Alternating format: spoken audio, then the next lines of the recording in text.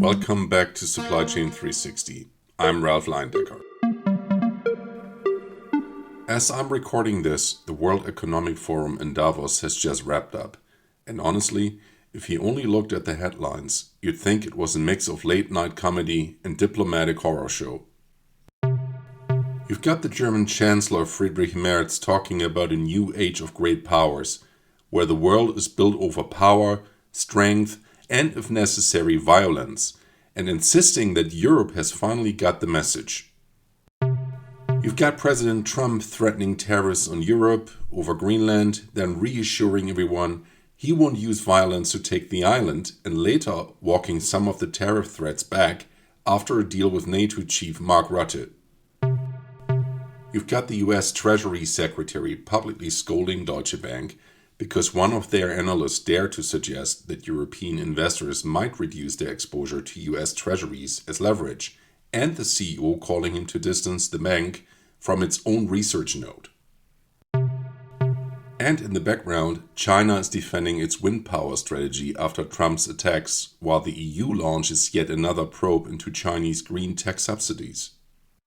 So yes, lots of theater, but underneath the noise, Davos this year was a pretty clear demonstration of the Barney world: brittle alliances, anxious markets, non-linear shocks, and a rule set that feels increasingly incomprehensible. The question I want to explore today is, what do you do with this as a pharma or healthcare supply chain leader? And because many of you sit in mixed portfolios, what do you do if you're responsible for other regulated industries too? Energy, automotive, even finance.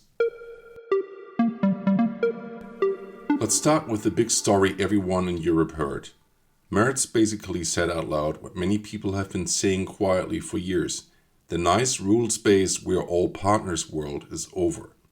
We're in an era of great power politics again. The United States and China play power games. Europe and other middle powers are stuck in between, trying not to get squeezed. At almost the same time in the same town, you had Trump using the full spectrum of geoeconomic tools on Europe: tariffs, threats, ridicule. He questioned Europe's relevance, mocked Switzerland, called Denmark almost irrelevant, pressured on NATO spending, and tied it all to an argument that the US should control Greenland for security reasons. If you zoom out a bit, you see three categories of tools being used. First, classic tariffs and trade threats. If Europe doesn't fall in line, here comes another round of duties on cars, steel, maybe chemicals. Second, territorial bargaining. Greenland as a bargaining chip in the middle of NATO and resource politics. And third, financial leverage. The whole mini-drama around Deutsche Bank, US treasuries, and whether Europeans might sell US bonds wasn't really about one analyst's report. It was a message. Washington knows exactly how dependent Europe is on dollar funding and US bond markets.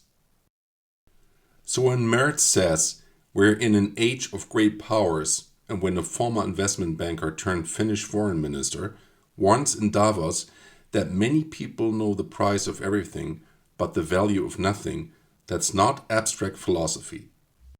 It's a live question. If you sit in Europe or in any other middle power, how do you run a supply chain, an energy system, or a bank balance sheet when the two big players treat the global system as a toolbox for pressure? Let me bring this down to our world. If you're in pharma or medtech, you're already sitting inside this triangle. Your R&D and quality systems might be anchored in Europe or Switzerland. Your APIs and intermediates might come from China or India. Your capital markets, your dollar funding, your rating agencies, and your major IT vendors are often US-centric. In other words, your supply chain is physically global, but politically it has pressure points that are controlled by a few capitals. The same is true if you look at other verticals. In automotive, EV supply chains run through Chinese batteries, US software, and European assembly lines. In energy, LNG from the US, turbines and panels from China, and grid regulation in Europe all interact. In finance, Big universal banks in Germany or Switzerland hold assets and clear transactions in a dollar system that Washington can weaponize at any time.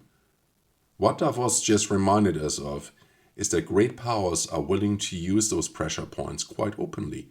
So the question I'd like you to think about is not, do I like or dislike Trump or Merz? The question is, in this environment, what does a middle power supply chain strategy actually look like? I want to give you a way of thinking about this that builds on the risk portfolio idea from the last episode. In that episode, we drew a simple picture. Exposure on one axis, geopolitical fragility on the other, and then we place countries in corridors like Venezuela, the Red Sea, Taiwan, or Germany into that grid. Today, I want to add another dimension. Who controls the levers that matters for you? Think of 3 layers. At the top, you have great power levers. Tariffs, sanctions, export licenses, access to the dollar system, tariffs linked to territorial disputes like Greenland, and so on. Those are not in your control. You can watch them, you can lobby around them, but you cannot set their level. In the middle, you have what I would call middle power infrastructure.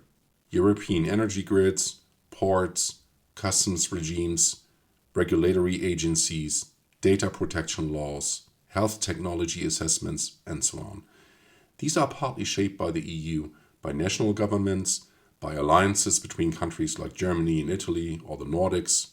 You don't control them either, but you can choose how deeply you tie yourself into them. And at the bottom, you have your own levers, your plant footprint, supplier choices, where you hold buffer stock, where your legal entities sit, which banks you use, which cloud regions you pick, which SOPs define who can redirect inventory when something breaks. Great power politics are noisy and scary, but your day-to-day risk profile is mostly determined by the combination of middle power infrastructure you're plugged into and the levers you design yourself. Let me give you an example outside Pharma first. Take the Deutsche Bank situation in Davos. An analyst writes that Europeans could, in theory, use their holdings of US treasuries as political leverage.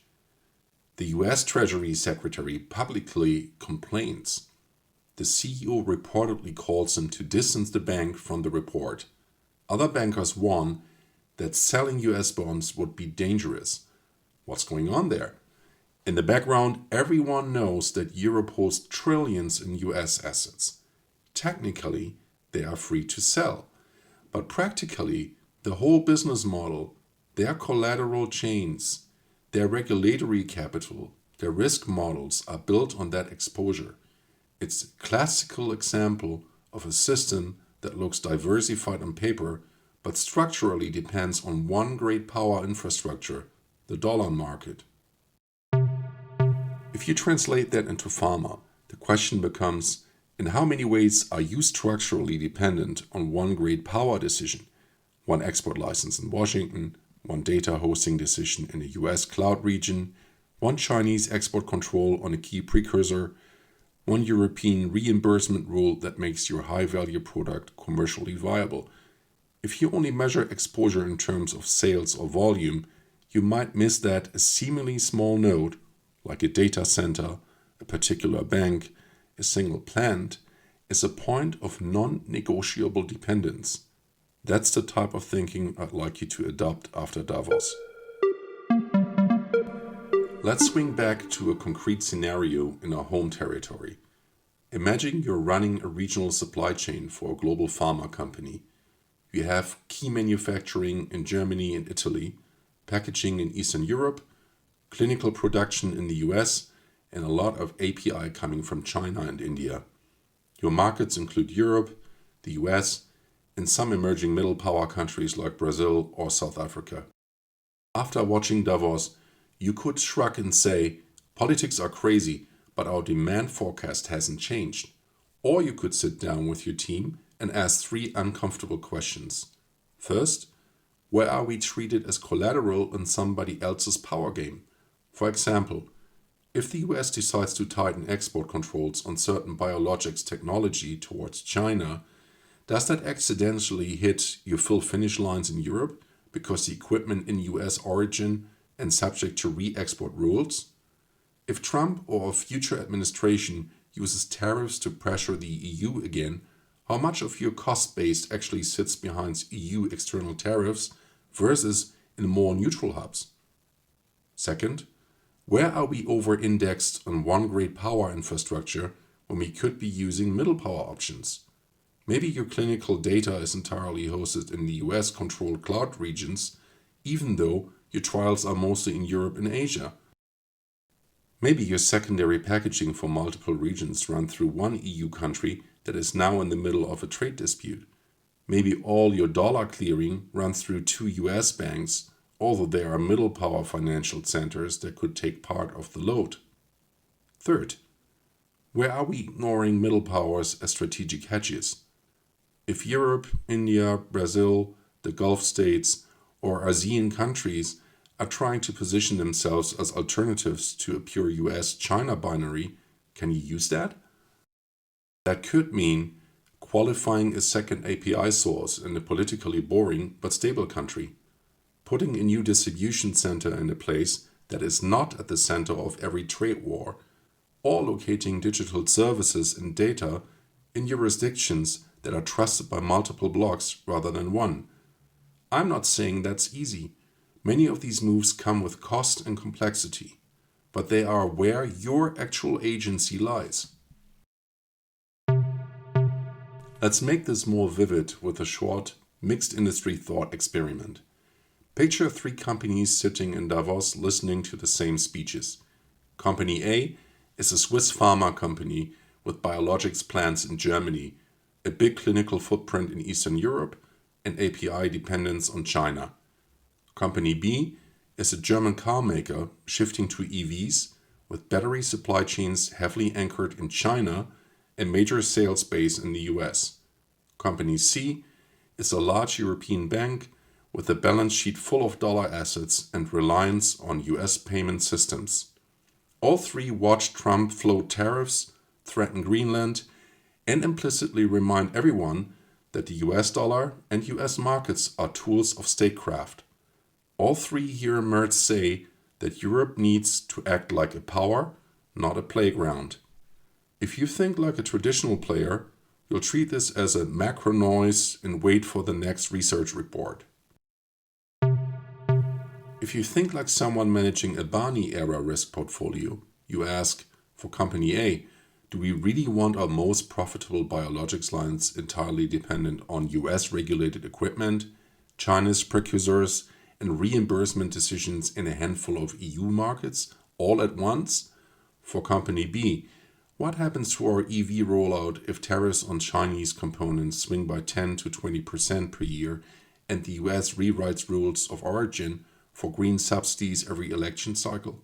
For Company C, how plausible is it that political pressure or sanctions force us to reduce certain client exposures overnight, and how do we have non-US channels we trust? Different industries, same underlying pattern, structurally dependence on a few great power levers with underused options in the middle power space. So where does this leave you as a pharma or medtech leader?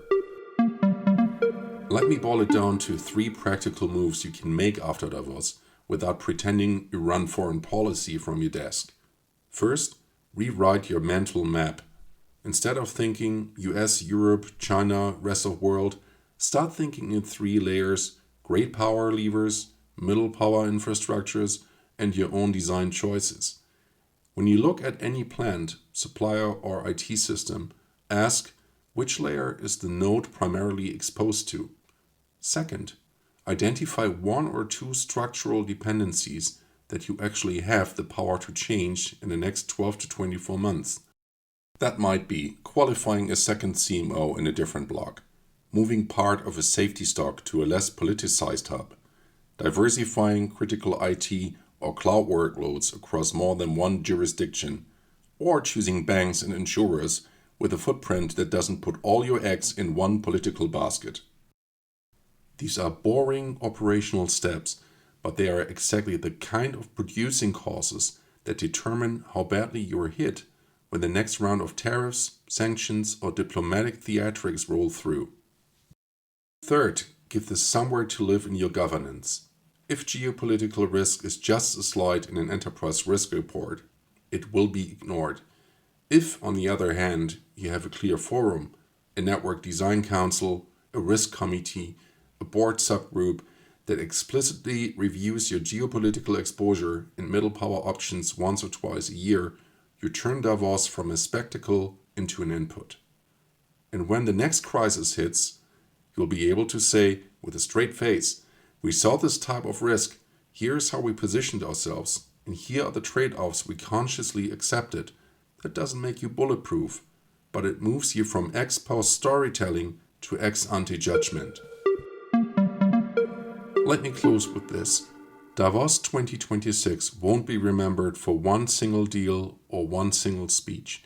It will probably be remembered as another moment when the gloves came off in great power politics and when middle powers were forced to decide whether they see themselves as objects or as actors. For pharma and healthcare supply chains, that choice shows up in very mundane ways: where you buy, where you make, where you store, where you run your data, and who you bank with. You can't control the headlines, but you can decide whether your network is built as a hostage to one power game or as a flexible participant in a world of shifting blocks. If this episode gave you a slightly different way to think about Davos and your own exposure, feel free to share it with someone in your network who's also trying to make sense of all this. Thanks for listening.